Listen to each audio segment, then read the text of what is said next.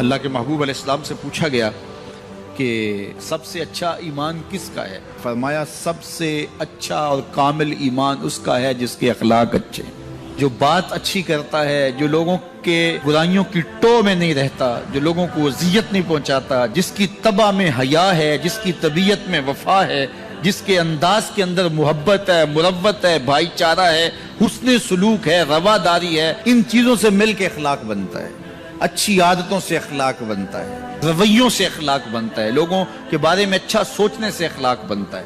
تو اچھے خلق رکھنے والا شخص اچھے ایمان کا حامل ہے۔ بہتر ایمان اس کا ہے جس کے خلق اچھے ہیں، جس کا کردار اچھا ہے، اور جس کا کردار اچھا نہیں ہے تو سنیے اللہ کے محبوب نے ارشاد فرمایا، فحش مزاجی اور فحش گوئی، بیہودہ بولنا اور بیہودہ طرز زندگی اختیار کرنا، فرمایا یہ دونوں چیزیں اسلام سے نہیں ہیں، ان کا اسلام سے کوئی تعلق نہیں۔ اسلام تو لطیف دین ہے، اسلام تو خوبصورت دین ہے، اسلام تو دین محبت ہے۔ فرمایا تم میں سے سب سے اچھا اسلام اس کا ہے جس کے خلق اچھے ہیں۔ اور اللہ کے محبوب نے فرمایا بُعِثْتُ لِأُتَمِّمَ مَكَارِمَ الْأَخْلَاقِ، میں اس لیے بھیجا گیا ہوں کہ میں اخلاقیات کی قدروں کو بلند کر دوں، اخلاقیات کی قدروں کو اونچا کرنے کے لیے، ان کی تکمیل کے لیے میں بھیجا گیا ہوں۔ اور اللہ کے محبوب کے اخلاق ایسے ہیں کہ خود میرا رب کہتا ہے اِنَّكَ لَعَلَىٰ خُلُقٍ عَظِيمٍ، محبوب تیرے خلق عظیم ہے۔ تو جس کے خلق کو میرے رب نے بھی عظیم کہا وہ خلق کتنے عظیم ہوں گے۔ اللہ اکبر۔ حضرت سیدنا انس بن مالک رضی اللہ تعالیٰ عنہ فرماتے ہیں 10 سال میں نے حضور کی خدمت کی ہے، اور 10 سال میں ایک بار بھی ایسا نہیں ہوا کہ میرے حضور نے مجھے جھڑکا ہو۔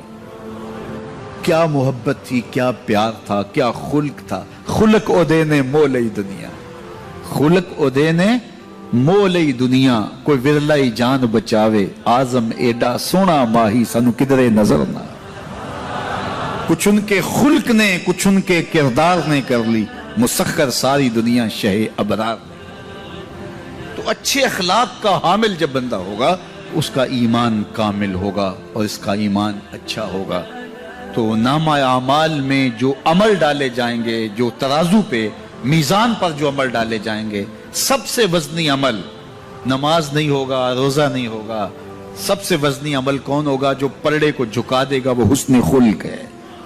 تو لوگوں سے اخلاق اچھے رکھیں، لوگوں سے رویے خوبصورت رکھیں، بات کرنے میں سلیقہ سیکھیں، گفتگو کا طریقہ سیکھیں، لوگوں کے معاملات کے اندر، نجی زندگی کے اندر جھانکنے کی کوشش نہ کیجیے، اور لوگوں کے بارے میں حسن ظن رکھیے، ان کی بہتری کا سوچیے، اور ان کے لیے خیر کے ماحول کو فراہم کیجیے، ان کے لیے آسانیاں پیدا کیجیے، اور ان کو جو ہے وہ آپ اچھائی کی طرف بلائیے۔ میرے بزرگ فرمایا کرتے تھے جس سے دوستی ہو تو اس کا بھلا سوچنا چاہیے، اور کسی کا بھلا سوچنا یہ ہے کہ اس کی دنیا بھی اچھی اور بالخصوص اس کی آخرت اچھی ہو جائے، تو اس کو دین کی طرف لایا جائے، اس کو اچھائی کی طرف لایا جائے تاکہ اس کی آخرت برباد نہ ہو۔ یہ کسی کا بھلا سوچنا ہے۔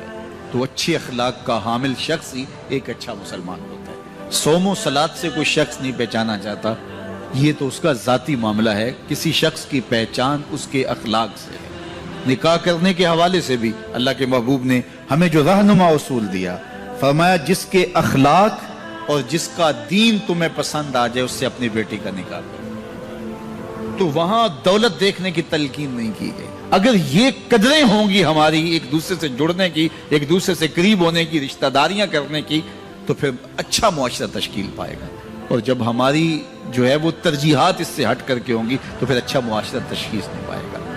آج اس سے تعلق جوڑا جاتا ہے جس کے پاس دولت کی کثرت ہو یا کوئی صاحب اقتدار ہو، تو لوگ اس سے تعلق رکھتے ہیں، چاہے اس کے اخلاق کتنے ہی برے کیوں نہ ہو، اس کے رویے کتنے ہی تلخ کیوں نہ ہو۔ جو اچھے خلق کا حامل ہے اس کی قربت اختیار کرو، تمہیں زندگی اور آخرت کا نور نصیب ہوگا۔